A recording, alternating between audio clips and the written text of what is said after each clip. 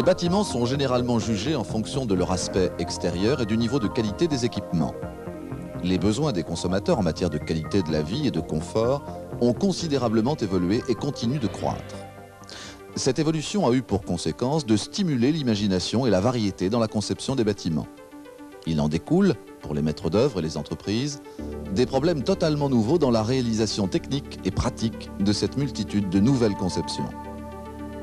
Un des éléments importants du niveau de qualité technique d'un bâtiment est notamment l'équipement sanitaire et ses réseaux d'alimentation et d'évacuation. L'installation d'évacuation pose des problèmes bien spécifiques. En effet, les conduites d'évacuation doivent véhiculer un mélange disparate de fluides, de matières solides et d'air. D'une manière générale, cet écoulement suit sur l'ensemble du réseau une pente naturelle. En premier lieu, les fluides traversent les siphons des appareils sanitaires. De là, l'écoulement chemine par une conduite individuelle qui peut aboutir avec d'autres raccordements d'appareils dans un collecteur ou à une colonne de chute qui recueille les points d'évacuation des différents étages et qui est ventilée en toiture. En sous-sol, d'autres collecteurs reçoivent ces différents écoulements. Lorsque ces conduites sont enterrées et traversent les fondations, elles sont dénommées canalisations. Hors des limites du terrain, elles deviennent égouts. Les descentes d'eau pluviale évacuent l'eau des toits et des terrasses. Par conséquent, les installations d'évacuation comprennent les éléments suivants: les raccordements d'appareils sanitaires, les siphons, les conduites individuelles, les collecteurs, les colonnes de chute, les ventilations, les collecteurs en sous-sol, les canalisations et les descentes d'eau pluviale. Des erreurs de conception ou d'installation peuvent provoquer des perturbations.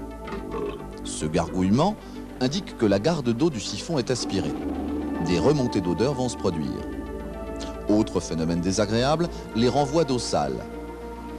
Les obstructions de conduite rendent l'installation inutilisable et peuvent provoquer des dégâts importants. Pour prévenir toute perturbation, il est indispensable de connaître l'ensemble des phénomènes hydrauliques. Cette installation d'essai équipée de conduites transparentes permet d'observer ces différents processus. Pour vous permettre de mieux distinguer, les ensembles corrects vous sont présentés sur fond vert et les montages incorrects sur fond rouge. Le tracé de l'installation influe sur le comportement de l'écoulement. Celui-ci diffère selon qu'il s'agit de siphons, de conduites horizontales ou de colonnes de chute.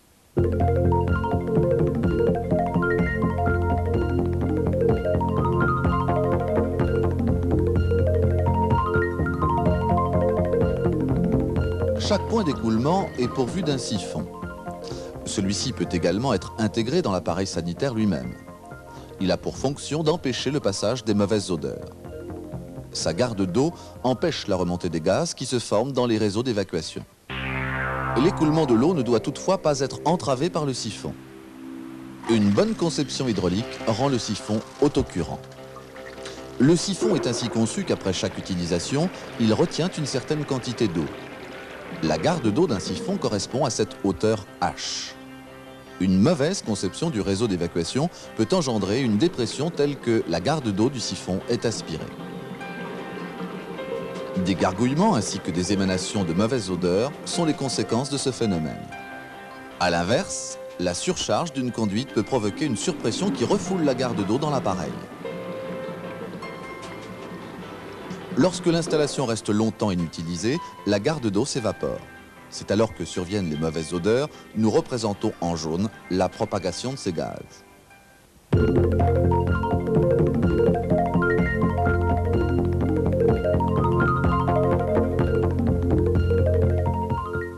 Les conduites horizontales comprennent les raccordements d'appareils,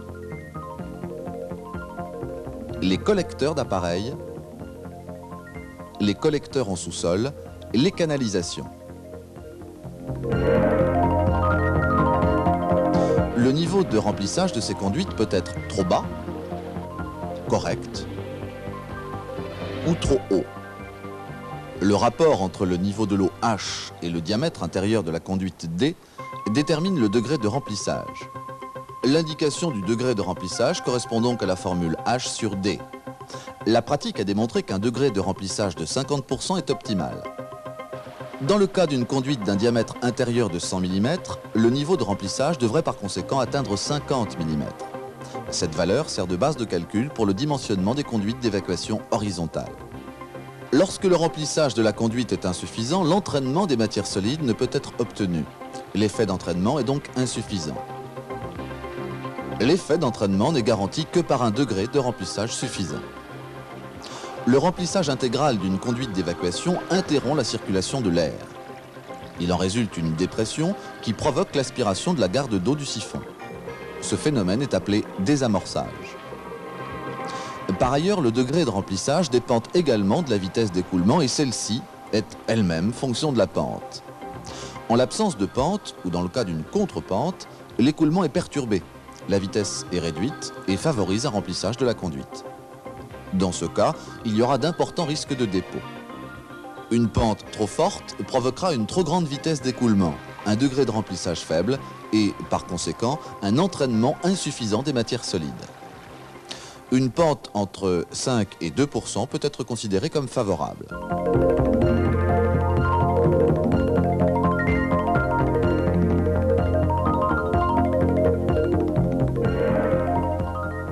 Une installation d'évacuation comporte de nombreuses pièces permettant des changements de direction. Ceci influe considérablement sur l'écoulement. Une déviation de 90 degrés ne pose aucun problème tant que le débit reste faible. Dans le cas d'un degré de remplissage important, il y a toutefois un risque de remplissage total de la conduite. Dans ce cas, une bonne solution consiste à réaliser la déviation au moyen de 2 coudes à 45 degrés. Les raccordements d'appareils verticaux sont particulièrement générateurs de désamorçage. La plus grande vitesse d'écoulement du parcours vertical est freinée au niveau de l'embranchement et il se forme une occlusion hydraulique, ce qui explique que la garde du siphon ait été aspirée. Cette occlusion hydraulique aurait pu être évitée en augmentant la section. Plusieurs changements de direction successifs, même sur une courte distance, provoquent également le remplissage total de la conduite. Ce bouchon hydraulique se forme ici au niveau du coude à 45 degrés. Ce risque est accentué par la plus grande vitesse de l'eau. L'effet est de nouveau le même, le siphon est désamorcé.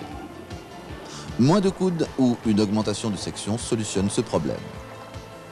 Les raccordements au collecteur peuvent être réalisés de différentes manières. Le type d'embranchement et sa position sont déterminants dans le comportement de l'écoulement. Examinons les différentes possibilités. Tous les raccordements occasionnent des dispersions dans le collecteur. Cette dispersion est nettement moins importante avec un embranchement à 45 degrés. Les raccordements impliquent souvent une augmentation de la section du collecteur. On observe alors que la dispersion est plus importante dans le cas d'une réduction centrée qu'avec une réduction excentrée.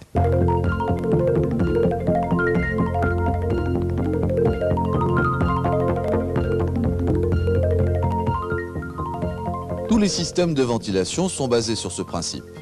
La ventilation primaire qui prolonge la colonne de chute jusqu'en toiture, la ventilation en bout de collecteur à raccorder sur la colonne de chute ou directement en toiture. La ventilation secondaire raccorde chaque appareil à une colonne de ventilation complémentaire.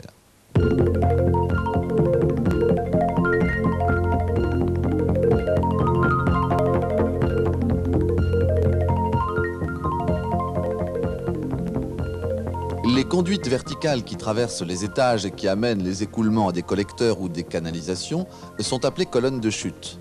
Elles doivent être ventilées en toiture. L'évacuation des eaux pluviales doit se faire dans des conduites distinctes de celles des eaux usées.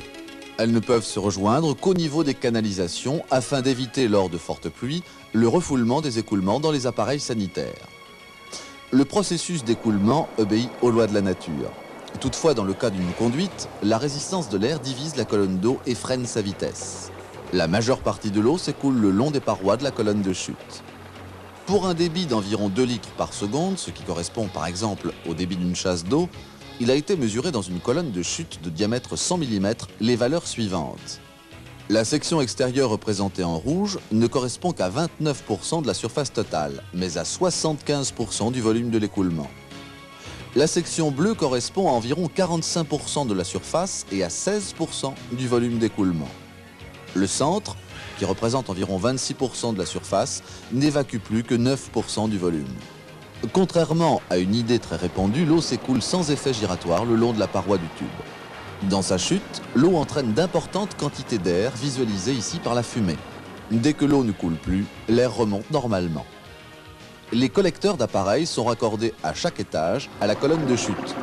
Ce raccordement est réalisé au moyen d'embranchements de différents diamètres et à des angles différents. Le raccordement à 88 degrés et de dimension égale provoque un fort rétrécissement de la section d'air dans la colonne lorsque le débit est élevé. Il en résulte des dépressions dans la colonne de chute qui peuvent provoquer le désamorçage de siphons situés plus bas. Le raccordement à 45 degrés et de dimension égale favorise davantage la circulation d'air dans la colonne, car la pénétration de l'eau est, d'une certaine manière, déviée de la verticale. Ce type de raccordement augmente cependant le risque d'auto-désamorçage. De plus, l'eau entraîne une quantité d'air plus importante.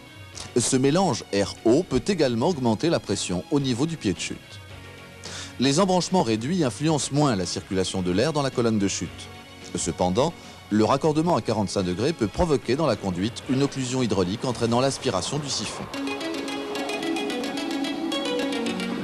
Le raccordement à 88 degrés ne pose pas de problème lorsque les dimensions sont inégales. Dans le cas de raccordement opposé ou rapproché, le risque de communication est particulièrement important. Deux solutions, l'embranchement boule et la culotte de chute unique sauvant. Ces pièces augmentent la section au niveau des raccordements et favorisent ainsi les conditions d'écoulement. Des variations de pression apparaissent avant la déviation d'une colonne de chute lorsque le débit est important. Une surpression se produit également lors du passage de l'horizontale à la verticale. C'est pourquoi des raccordements jusqu'à 2 mètres avant toute déviation de la colonne de chute sont problématiques. La solution consiste pour le raccordement des appareils situés dans cette zone à réaliser un dédoublement de la colonne au niveau de cette déviation. Le coût de ce complément d'installation sera justifié par l'amélioration qu'il apportera à son fonctionnement, notamment dans le cas des bâtiments de grande hauteur.